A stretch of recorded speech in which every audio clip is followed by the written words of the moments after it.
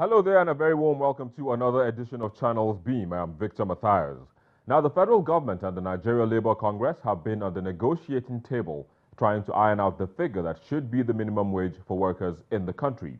While the government is saying that it is not accepting the figure put forward by the NLC remains adamant, and that will be our focus on the program today. But let's first take a look at the trending topics in the past week.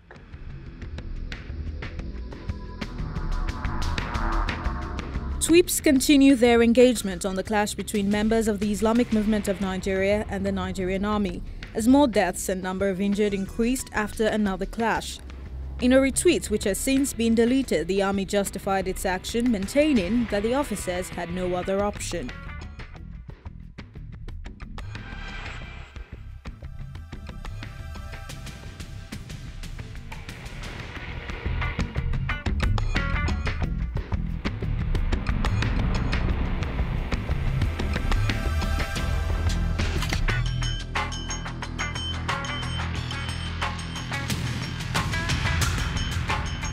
Reactions have continued to trail the presentation of attestation certificates and confirmation of work result to President Muhammadu Buhari by the West African Examination Council. While some argue that this has put to rest the doubt over the president's credentials, some believe it's a document produced for political reasons.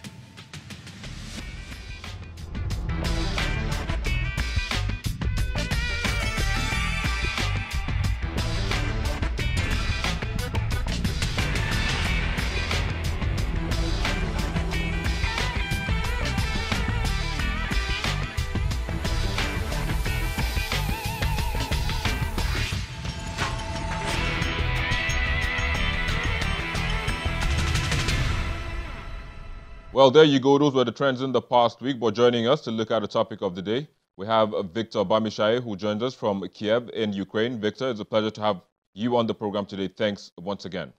Thank you for having me. We also have Dr. Olumuyiwa Amao, who joins us from Dunedin in New Zealand. Thanks as well for joining us on the program.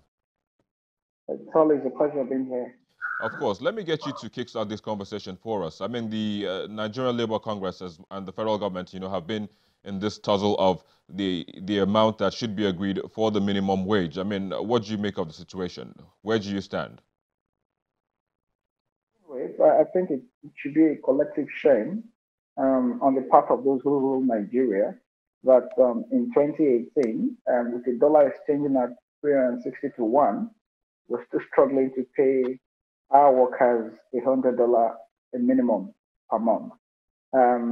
It tells us a different story of how badly Nigerian masses and Nigerian workers, and by extension, Nigerians in its entirety, have been treated by past and present government.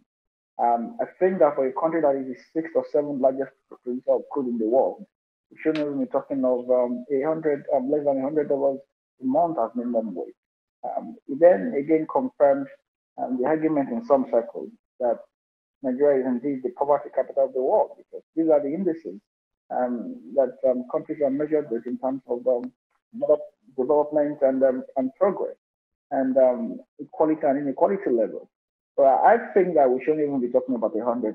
I thought that we should be looking beyond the $100, or striving to at least be at par with countries within the middle power bloc that Nigeria is aspiring to be. So I fully support the labor movement in its entirety. I think that they are being magnanimous to be negotiating less than $100 a month as minimum wage. I do think that over the last couple of years, the inflation rate in Nigeria has indeed necessitated an increment in those wages.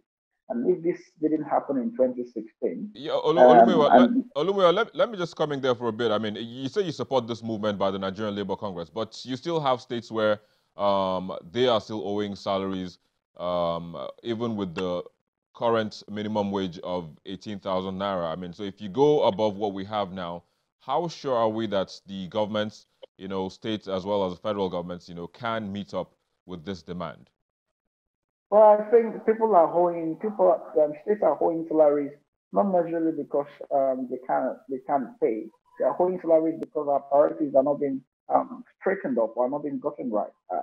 You have a whole lot of states who have capacity asked states to improve on the IGRs, and they have deliberately refused to do that. Instead, I'm banking on what comes from Abuja. I think states are failing their responsibilities to pay salaries because a number of those state governors embark on white elephant projects and they cannot manage resources of their states properly.